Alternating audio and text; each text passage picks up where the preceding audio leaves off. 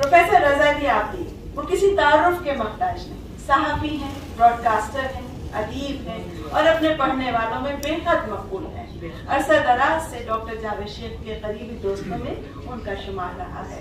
मैं उनसे दरख्वास्त करती हूँ कि वो तशरीफ लाएं और डॉक्टर साहब की किताब के बारे में अपने कलमात से हमें नवाजें। आप मेरे वतन के सफ़ीर हैं, हमारे दिलों में आपकी ये ख़ास जगह है। आपके साथ हम बैठे हैं, ये बड़ी सादत की बात है और अल्लाह आपको गरीब रखेगा। ख़वातीन और हज़रात, मैं ख़वातीन और हज़रात को अक्सर अहबाब कहता हूँ। मुझे अहबाब कहना अच्छा लगता है। ये लफ्ज़ वहीं से निकला है जहाँ से मोहब्बत निकली है। जावेद शेख का मामला यूँ है, जब से लंदन में उर्दू का चलन हुआ है, हमारा जावेद का साथ है, हमने एक दूसरे को बहुत करीब से देखा है। लेकिन बड़े चालाक है, खामोशी से किताब लिखती, हमें इल्म भी नहीं हुआ।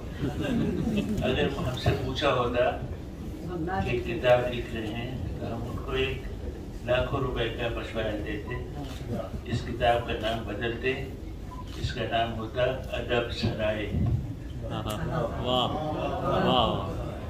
जो उनके सराय में जो अहबाब ठहरे हैं आकर, उन्हें हम ही जानते हैं, सब मकबूल मारूफ लोग हैं।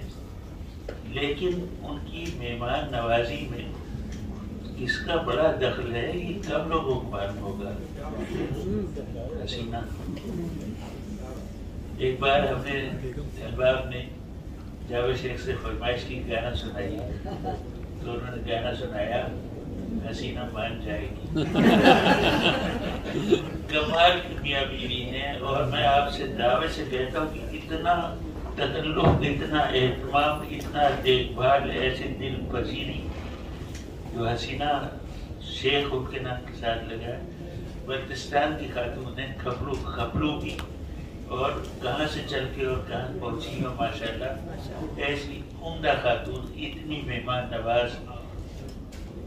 जो ठहराया घरों में वो तो अलग ही मामला था। ठहराने का तो मामला ये था कि बाज़ औक़ात सफारत खाने से फोन जाता था, जावेद शेख साहब हमारे एक मेहमान पाकिस्तान से आए, अपने घर में ठहरा लीजिए।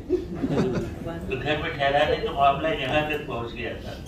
लेकिन जो घर में ठहराने के अलावा जो ज़ियाफ़तें उन्होंने की, उसका शुमार नहीं, कतार नहीं है। कौन सा वीकेंड जाता था जब दावत नहीं सजाई जाती थी, और एक एक चावल का एक दाना अलग, और इतनी लजीज मिठाई बनाती थी। ये सब बातें याद रखने की हैं, हम लोग भूल जाते हैं, तो लोगों को बड़ी बड़ी बातें याद रहती हैं।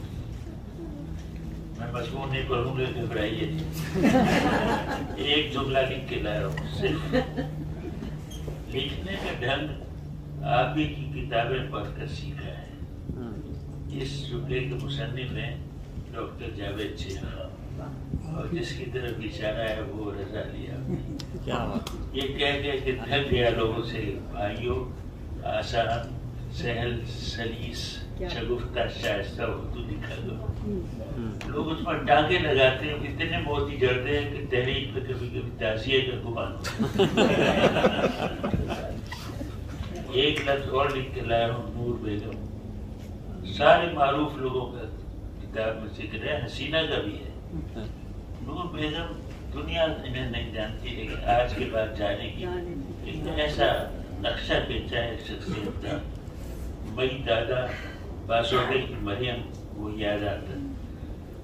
एक जुमला और लिख के लाया हूँ, नौशाद साहब की गुफ्तगू है।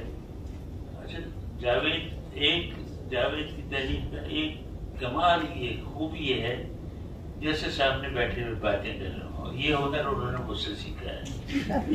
बातें करें और खुशबू आए बातों से। जावेद की बातों में ये खूबी है, बस लिखे चले जाते हैं। परवाह नहीं है कि कौन बुरा मानेगा, कौन वाह कहेगा और कौन आह कहेगा।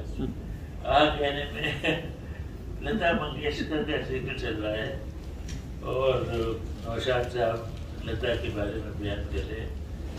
नौशाद का एक जुमला जावेद की तहरीर में मिला, نوشاد خالص لکھنوی تھے اور لفظوں میں بہت احتیاط کرتے تھے، لیکن لتا منگیشکر کے بارے میں لکھتے ہیں اس سے زیادہ بغض رکھنے والی عورت میں نے آج تک نہیں دیکھی، اتنا سخت ٹکڑا نوشاد صاحب نے. لیکن یہ جاوید کی دیانتداری ہے جو کا تو مدد کر دیا. پتہ نہیں نوشاد صاحب اس پہ خوش ہیں.